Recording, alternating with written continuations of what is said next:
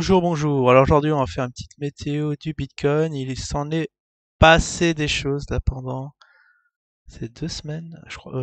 Ouais, la semaine dernière, j'avais fait un petit comparatif Zincoin BTC. Vous avez vu les similitudes. On dirait que c'est corrélé négativement ces deux actifs. Il y a peut-être un petit coup à faire.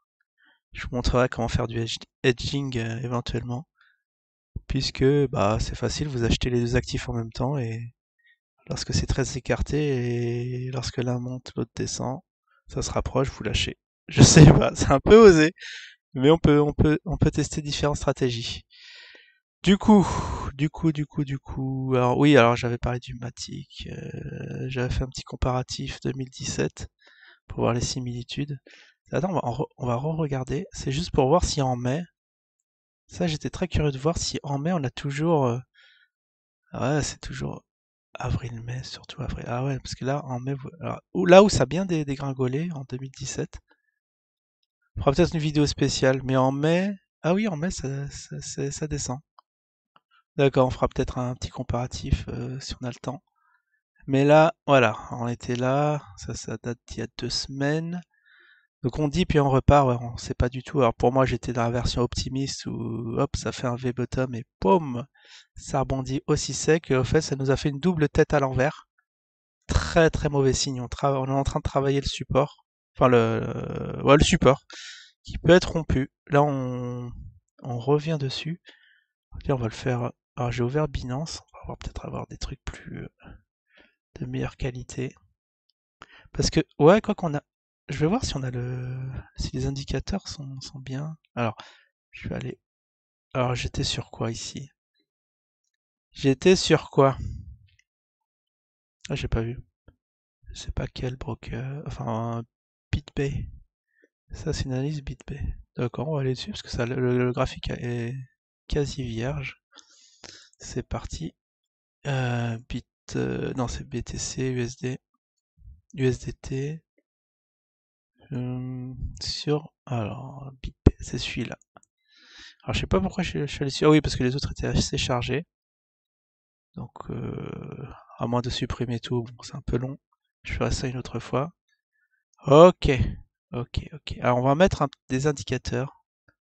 Que là, voilà, vous êtes un peu habitué au moyen mobile, vous voyez que. Alors quand c'est en temps, c'est un indicateur de tendance, hein, c'est des histoires de moyenne mobile. Lorsque on est vraiment au-dessus et qu'elles s'écartent les unes des autres, c'est que vraiment on est en tendance haussière. Et quand ça va commencer à ranger, vaut mieux utiliser d'autres indicateurs qui sont alors le MACD ou MACD, ça dépend comment vous le dites, et le RSI, le RSI, pas le RSA, hein, attention, pas confondre. Alors, j'allais écrire RSA, traumatisé. Ok. Ah oui, mince. Ah, les enfoirés. C'est parce que là, j'ai mis tous les indices. Ouais, c'est ça. C'est pour ça que je l'ai pas mis. On a mis déjà deux indicateurs et ils disent, bah, faut raquer, mon petit gars, si vous voulez mettre. Bah, c'est pour ça qu'on va faire le plan. Bah, je ferai une analyse plus tard là-dessus, si j'ai le temps en fin de vidéo. Justement, on va aller sur Binance. Alors, sur Binance, on va se mettre en horaire. Alors, vous voyez, on peut mettre tous les indicateurs qu'on veut. Alors hier, on avait parlé avec l'ami Maxwell. Alors est-ce qu'il faut se positionner sur le BTC? Je lui ai dit, bon, faut attendre qu'en journalier, qu'on ait le MACD, il faut qu'il croise en haut, que ça casse. Et là, vous voyez, ça s'est même un peu écarté puisqu'on a eu une grosse bousille rouge en journalier. C'est assez tendu. Donc, on attend changement le croisement. En fait, je sais bah, tout à fait ce qui se passe. Je l'avais déjà dit en live, c'est que le RSI a besoin de se dégonfler un peu, d'être en zone de surachat, non de survente, parce que oui, là on est en train de vendre massivement, donc ici on est dans la zone de survente. Et lorsqu'on aura cassé les 30 et que ça va repasser les 30, eh bien ça va être un fort signal d'achat. Lorsqu'on aura la conjonction de ces deux indicateurs, je sais plus comment ça s'appelle, pas convergence, mais ah, mince, j'ai oublié le terme, attends, je l'avais noté quelque part. Oh. Non, pas congruence, mais Ah, c'est un mot anglais qui dit lorsqu'on a les... Ça vient... Ah, c'est intermaritime. Pourquoi je... Congruence? Non, vraiment, attends, je vais essayer de le retrouver parce que ça, c'est assez important. C'est un terme technique. Ah, je sais pas, là, j'ai un trou de mémoire. Bon, c'est peut-être un peu la fatigue. On a quand même suivi beaucoup les marchés plus qu'il en fallait. On va prendre peut-être des petites vacances à prendre dans 2 semaines, le temps de la montée. Alors, c'est où que j'avais noté ça? Ah, je retrouve plus. Là, attention le terme. La confluence, voilà. Confluence. Donc, la confluence, c'est lorsqu'on a des indicateurs qui indiquent la même chose, hein, des prises d'achat ou de vente. Et plus les indicateurs confirment cela, et plus la probabilité que la chose arrive est là. Confluence. Voilà. Donc la confluence, c'est lorsque on aura le MACD qui croise vers le haut, plus le RSI, et là vous pourrez vous dire qu'on va, fort signal d'achat sur 2 indicateurs, grosse probabilité d'un petit retournement, pump, ce que vous voulez. En tout cas là, c'est en train de se préparer. Voilà, faut décharger un peu le RSI et on va y arriver. Et puis après là, bon, vous flambez pas vous tout, hein, mais mettez un petit billet sur le BTC pour vous faire un pas de levier, hein, surtout pas de levier parce que ça peut vous planter, hein. Ça peut vous planter. Il y a les IMOLO, peut-être avec 10% votre bague. Vous achetez ça, vous profitez de la hausse et après, bon, vous revendez dans, dans 10-15 jours et vous le prenez dans l'autre sens et vous suivrez la tendance générale qui est, on n'avait pas vu, mais la tendance baissière en weekly est confirmée. Ouais, vous voyez le MAC qui dégringole.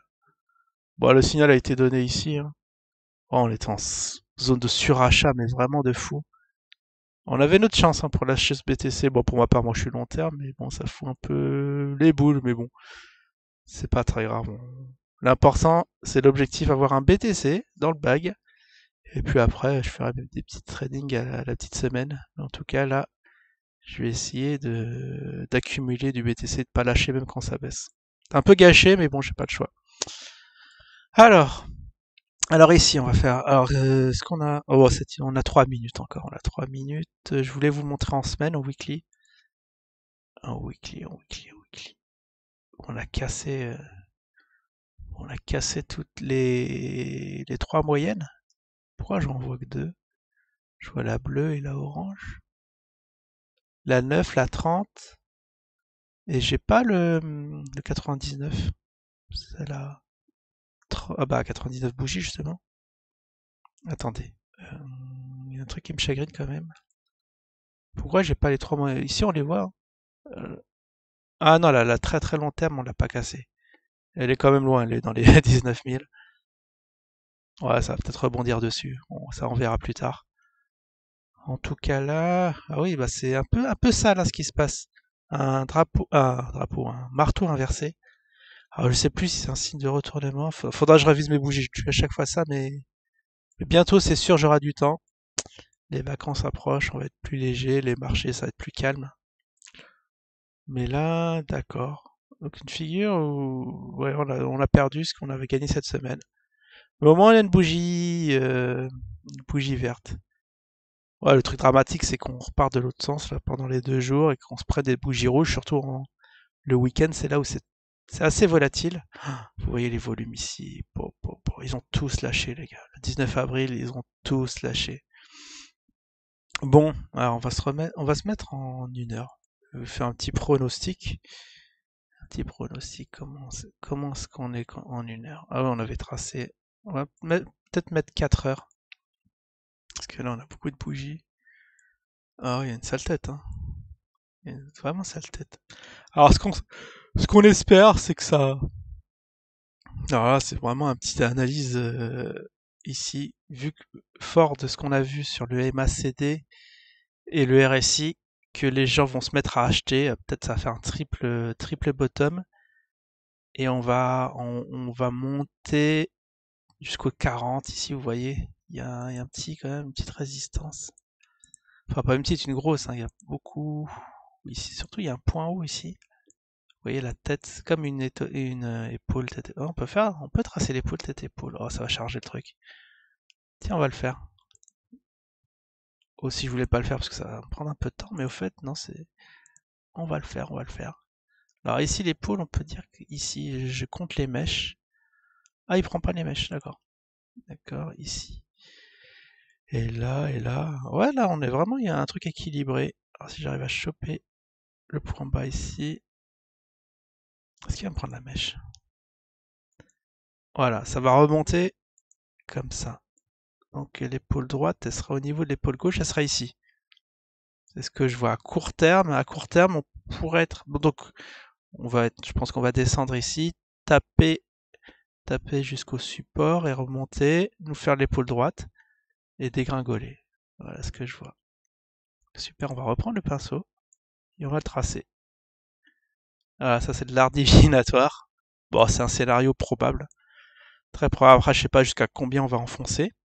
Peut-être qu'on va juste rebondir. Ouais, je pense pas qu'on. Enfin, après. Enfin, bon, après, c'est mon avis, hein, qu'on revoit les 20 000. Mais quoi que c'est haut. Bon. Ouais, on va voir la semaine prochaine qu'est-ce qui se passe, si vraiment ça va dégringoler. Si on a... Parce que c'est vrai, si on a une bougie rouge, c'est ça qui est bizarre. C'est que c'est très très BR cette histoire. Enfin bref. Enfin bref, je pense que on a fait le tour du truc. Ah oui, on a largement débordé. Allez, ah oui, on n'a pas parlé de... Oui, c'est vrai, juste vite fait, bah, Elon Musk a retourné sa veste et il dit que le Bitcoin, finalement, c'est pas si mal que ça. Il faudra juste améliorer la technologie pour que ce soit moins polluant. Vous allez voir, là, dans 2 semaines, il va dire autre chose. Enfin bon, on va suivre tout ça. Je vous dis à la prochaine. Ciao tout le monde.